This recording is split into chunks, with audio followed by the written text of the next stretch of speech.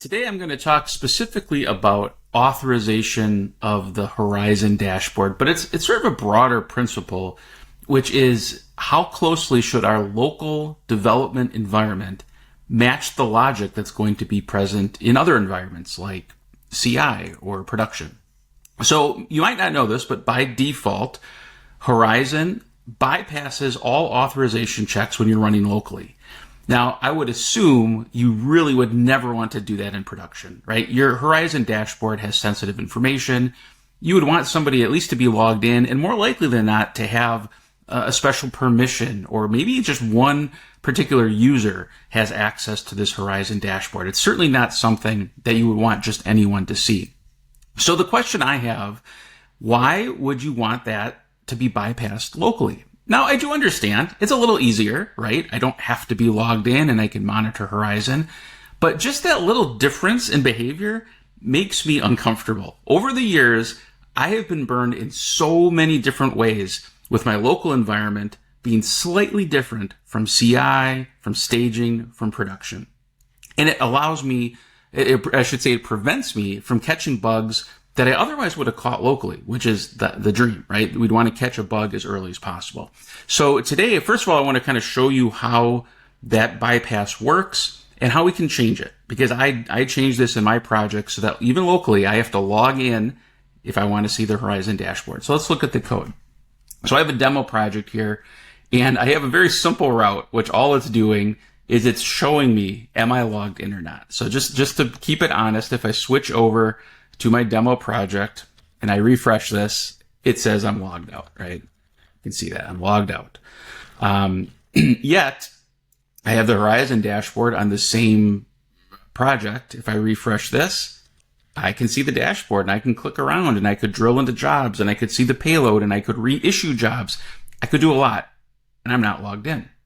So if we go back to the code, how is this bypass working? So if we look at the default, this is just the default Horizon service provider that gets put into your app providers directory when you do a Horizon install.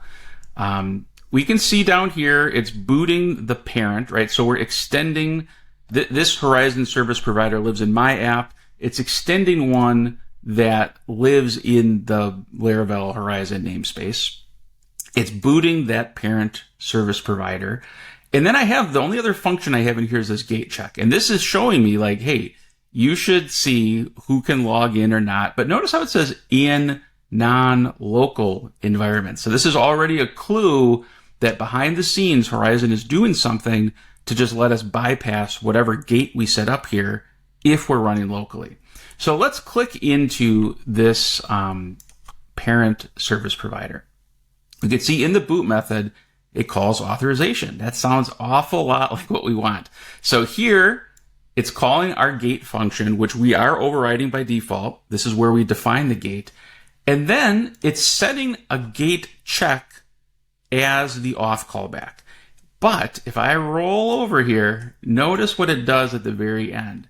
So it first checks this gate, but then it's like, or if it's local, just return true. That's the part we want to get rid of. Now, we don't want to edit the vendor file. That wouldn't make sense. Next time we compose or install, it will go away. But here's what I normally do. I just copy this function and I lift it up into my app service provider, right? And then I can just come here and I can simply remove that last check. Now, if I do this and I go back to our browser, I'm still logged out. See, I'm refreshing that. But now, forbidden. That's what I want. And if I went and logged in, I could come back here and I'd be good to go. Now, of course, I'd have to finish setting up this gate in the Horizon down here to say who it could be. Like this is looking for a particular email. You could do it with a permission system or however you want to do it.